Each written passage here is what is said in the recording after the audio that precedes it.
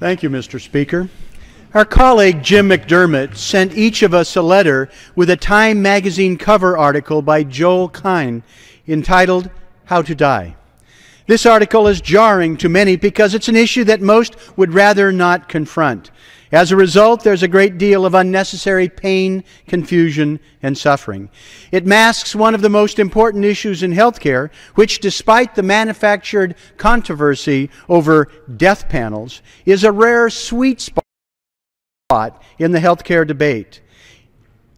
It can improve the quality of life, in some cases the length of life, and most important, we can help people understand their circumstances and get the care that they want. If this happens, the cost of health care will go down even as satisfaction and quality goes up. For most Americans, the protocols followed by almost every hospital and practitioner will be to give the maximum amount of the most aggressive care in the end-of-life situation. Especially if patients have the money or insurance, they will be hooked up in their final stages of life to be resuscitated, cracking their ribs, massaging hearts. There will be tubes inserted, chemicals will be pumped, defibrillators will shock people, even if they have no awareness of what's going on, just that they are being tortured. When people are given the information, the resources, and the choices, the outcomes are much different. A telling story in the Wall Street Journal last February pointed out how doctors die differently. These are people with knowledge. Money is not usually a consideration. They can get any health care they want, but as a group, they regularly choose less intense, aggressive treatment and more palliative care.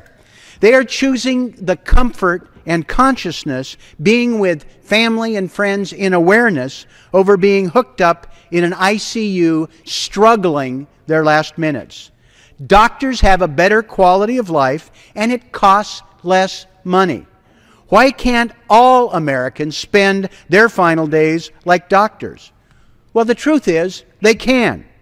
My legislation, Personalize Your Healthcare, was developed with leaders in healthcare, insurance, palliative care. Patients and doctors alike would help make sure that patients or other healthcare professionals work with patients to help them understand what they're confronting, what their choices are, determine what works best for them and their families, and then make sure that whatever their decision is, that choice will be honored. 90% of Americans agree that this is the right approach.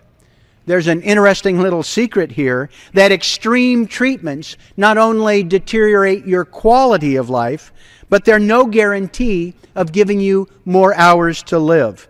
Studies have shown that managing the pain, perhaps in the hospice, along with the love and company of families in a familiar setting, in some cases actually leads to patients living longer.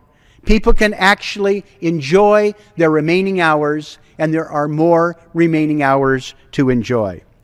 If most of us were to script our departure, it would probably be to go quietly in the middle of the night in the comfort of our own bed. The second best scenario would be to go at home in that same bed, surrounded by family and friends, comfortable and conversing until the end. The least favored option, I suspect, would be semi-conscious with tubes in our bodies in an ICU setting with the institutional hum around and strangers bustling about. Is that anybody's hope for their final memories? Sadly, that's the fate that awaits many people who do not personalize their health care. I strongly encourage my colleagues to look at this bipartisan legislation, H.R. 1589, and then to do what you can to have a thoughtful, rational conversation about this policy. Let's modernize health coverage, especially Medicare, to give people the care they want, to find out their choices, and make sure that those choices are respected. We owe it to the American public, we owe it to our families and our friends to make sure that every American can have the same high quality of life in their final weeks as doctors have. Thank you.